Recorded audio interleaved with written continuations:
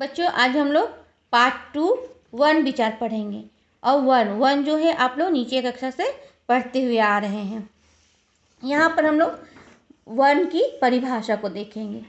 भाषा की सबसे छोटी इकाई वन कहलाती है। यहाँ पर उदाहरण में कुछ वन दिए हुए हैं, अ, क, न, प, य, र आदि। वर्णमाला वर्णों के व्यवस्थित समूह को वर्णमाला कहते हैं। इन्हें हिंदी वर्णमाला में 52 वर्ण होते हैं। वन के प्रकार 3 हैं। स्वर, व्यंजन, आयोग्यवा। स्वर में जो है उच्चारण में हवा मुख से बिना रुके किसी रुकावट से निकलती है, उन्हें स्वर कहते हैं। ये स्वतंत्र रूप में प्रयोग किए जाते हैं। हिंदी भाषा में कुल 11 स्वर हैं। यहाँ पर जैसे आप लोग देख रहे हैं, अ, आ, ई, उ, री, ए, ओ, औ। और स्वर के 3 भेद हैं, ह्रस्व स्वर, दीर्घ स्वर, प्लुत स्वर। अब हम लोग इसको विस्तार से जानेंगे। ह्रस्व स्वर जिन स्वरों के उच्चारण में बहुत कम समय लगता है उन्हें ह्रस्व स्वर कहते हैं। ये 4 हैं, अ, ई, उ, री। इन्हें मूल स्वर भी कहा जाता है। दूसरा दीर्घ स्वरों के उच्चारण में ह्रस्व स्वरों से अधिक दुगुना समय लगता है। ये 7 हैं, आ, ई, उ, ए, ओ, औ। तीसरा प्लुत स्वरों के उच्चारण में ह्रस्व स्वरों से भी लगभग 3 गुना समय लगता है। इसे प्रकट करने के लिए स्वरों के आगे इस शब्द का दिख रहे हैं ना, चिन्ह अंकित किया गया है, जैसे ओम, हरे राम इत्यादि।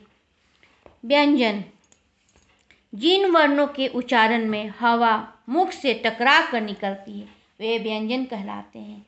व्यंजन का उच्चारण स्वरों की सहायता से किया जाता है। इसका तात्पर्य है कि इन वर्णों में स्वर मिले हुए हैं। स्वर के भेद जो हैं स्पर्श, अंतस्थ, ऊष्म, संयुक्त, नवविकसित, अतिरिक्त वर्ण। स्पर्श व्यंजनों को उच्चारण करते समय जीभ मुख के अलग अलग स्थानों को स्पर्श मतलब छूती है, वो स्पर्श व्यंजन कहलाते हैं। इनकी संख्या 25 है। का से लेकर मा तक का वर्ण जो है स्पर्श व्यंजन है। यहाँ पर देखिए आपका चार्ट बना हुआ है। क वर्ग, च वर्ग, ट वर्ग, त वर्ग और पा वर्ग। ख अंतस्थ व्यंजन जिन व्यंजनों के उच्चारण करते समय जीभ मुख से किसी भी भाग को पूरी तरह नहीं छूती है वे अंतस्थ व्यंजन कहलाते हैं। इनकी संख्या 4 है, य, र, ल, व। ऊष्म व्यंजन जिन व्यंजनों के उच्चारण करते समय मुंह से गर्म हवा निकलती है वे ऊष्म व्यंजन कहलाते हैं। इनकी भी संख्या 4 है, तलव्य श, स, ह। ये स को हम लोग पेट कटा सा भी बोलते हैं, जैसे कि आप लोग इसको बचपन में सीखे हैं। संयुक्त व्यंजन 2 या 2 से अधिक व्यंजनों के योग से बने व्यंजनों को संयुक्त व्यंजन कहते हैं। इन्हें संयुक्ताक्षर भी कहा जाता है। इनकी संख्या भी 4 है। यहाँ पर देखिए लिखा हुआ है, क जोड़ स बराबर 6, त जोड़ रा बराबर त्रा, ज जोड़िया गिया, स बराबर जोड़ रा श्रा। इससे आप लोग सब भी बना सकते हैं। क्षमा, त्रिशूल, ज्ञानी, श्रमिक इत्यादि। नवविकसित अतिरिक्त वर्ण ड और ढ हिंदी में नवविकसित ध्वनियाँ हैं। ये सबसे शुरू में कोई भी शब्द नहीं बन सकता है। यहाँ पर कुछ उदाहरण है, इसको देखिए, लड़का, बाढ़, चढ़ना आदि। आयोग्यवा शाब्दिक अर्थ है अ के योग से आवाहन करना। अंग और अह 2 ऐसी ध्वनियाँ हैं जिन्हें ना तो स्वर माना जाता है और ना ही व्यंजन। इन्हें अयोग्यवाह कहते हैं। इसका प्रयोग 3 प्रकार से किया जाता है: अनुस्वर, अनुनासिक, विसर्ग। जैसे यहाँ पर हम विस्तार से नहीं बता रहे हैं क्योंकि आप लोग क्लास 6 में विस्तार से पढ़े हैं। यहाँ पर खाली हम शब्द को बतला रहे हैं। जैसे कि देखिए यहाँ पर है अनुस्वर। अनुस्वर जो है बिंदु है, इससे शब्द बनता है अंत, नंदन, चंचल। अनुनासिक ये चिन्ह है, इससे चांद, आँख, मुंह आदि। और विसर्ग, विसर्ग जो है ये, इसका भी मतलब आप लोग जैसे कि संस्कृत पढ़ते हैं तो संस्कृत शब्दों में भी इसका प्रयोग किया जाता है। जैसे यहाँ पर है स्वतः, संभवतः आदि। अब हम लोग रा की मात्रा को देखेंगे। रा जो है ये भी एक रा ये हो गया, एक ऊपर हो गया और एक ये है, इससे भी शब्द बनता है। जैसे ये प्रायः, कर्म, ड्रम इत्यादि। अब हम लोग इसको विस्तार से देखेंगे। र मूल के साथ अन्य व्यंजनों से संयोग करके मात्रा के रूप में भी प्रयोग किया जाता है। जब र स्वर रहित होता है तब वह रेप के रूप में प्रयोग किया जाता है। देखिए यहाँ पर धर्म है, सूर्य। रा, जब रा पहले वाला व्यंजन स्वर रहित होता है तो व्यंजन को पूरा लिखकर उसके पैरों में र लगाया जाता है। जैसे ये प्रायः, प्रातः। यहाँ पर देखिए क्रम, ग्रह इत्यादि।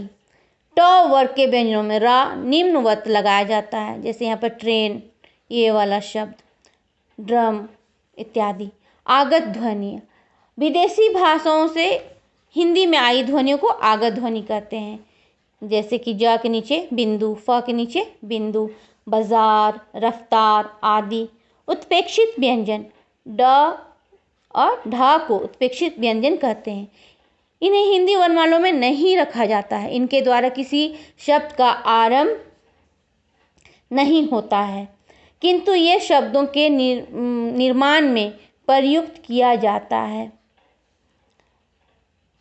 संयुक्त व्यंजन, जब दो या दो से अधिक स्वर रहित व्यंजन आपस में मिलकर एक नया व्यंजन बनाते हैं तो वे संयुक्त व्यंजन कहलाते हैं। इनकी संख्या 4 है: छ, त्र, ज्ञ, श्रम। जैसे कि हम पिछले अध्याय में भी बतलाए, क जोड़ स, ज जोड़ य, छ, ज्ञ, त्र, श्र। इसे शब्द आप लोग बना सकते हैं। द्वितीय व्यंजन, जब एक स्वर रहित व्यंजन का उच्चारण व्यंजन का समान स्वर रहित व्यंजन से मेल होता है तब वह द्वितीय व्यंजन कहलाता है। द्वितीय मतलब देखिए यहाँ पर च, क, ल इत्यादि। यहाँ पर देखिए उदाहरण में दिया हुआ है, च हलंत जोड़ च, उससे शब्द बना बच्चा। क हलंत जोड़ क, पक्का। ल हलंत जोड़ ल, दिल्ली इत्यादि। वर्ण विच्छेद अब हम लोग देखेंगे। शब्द के वर्णों को अलग अलग करना वर्ण विच्छेद कहलाता है। वर्ण विच्छेद के समय सभी व्यंजनों के नीचे हलंत लगाया जाता है। ये जो तिरछी लकीर जो है इसको हम लोग हलंत कहते हैं। दिवस, यहाँ पर देखिए वर्ड्स बना हुआ है अलग अलग करके। बूढ़ा, स्वर, मानसरोवर, कहानी। द हलंत जोड़ ई जोड़ व हलंत जोड़ आ जोड़ स हलंत जोड़ आ, दिवस। तो इस प्रकार आप लोग इसको पूरा लिखिएगा और ये मतलब को जो है अपनी कॉपी में आंसर लिखिएगा। लेकिन उससे पहले ये पाठ को जो मैं बतलाई हूँ उसको ध्यानपूर्वक पढ़िएगा और क्वेश्चन आंसर बनाइएगा।